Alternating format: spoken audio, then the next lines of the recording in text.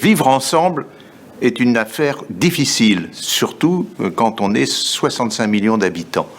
Déjà dans l'Antiquité, vivre dans une cité, par exemple celle d'Aristote, supposait qu'on recherche le bien vivre. En France, cela suppose d'abord un espace, donc des frontières, et que cet espace soit aussi lisible, compréhensible par les habitants, notamment qu'il soit divisé, ce qui est le cas en France, très bien, avec des départements, et à l'intérieur des départements, avec des communes, chacun se situe dans un espace. Ça suppose aussi une langue commune, non pas une seule, on peut parler diverses langues, mais que tous les habitants du même pays puissent communiquer entre eux au moyen d'une langue donnée. Une fois que cela est réglé, ce qui est le cas en France, il y a deux possibilités. Soit une possibilité qui s'appelle ethnique, soit une autre qui s'appelle l'État-nation.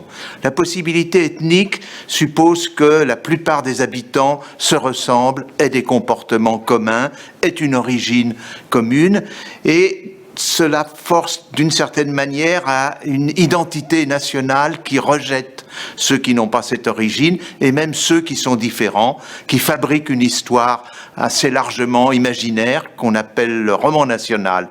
Cette possibilité a été exclue pour la France. La France a choisi l'État-nation.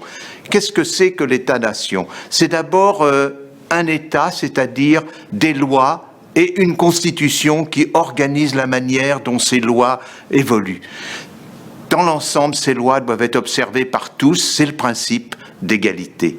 Et puis ça suppose des comportements, on pourrait dire altruistes, de tous les habitants entre eux. Par exemple, les professeurs et les instituteurs doivent chercher à améliorer les connaissances et les comportements des enfants et même des étudiants.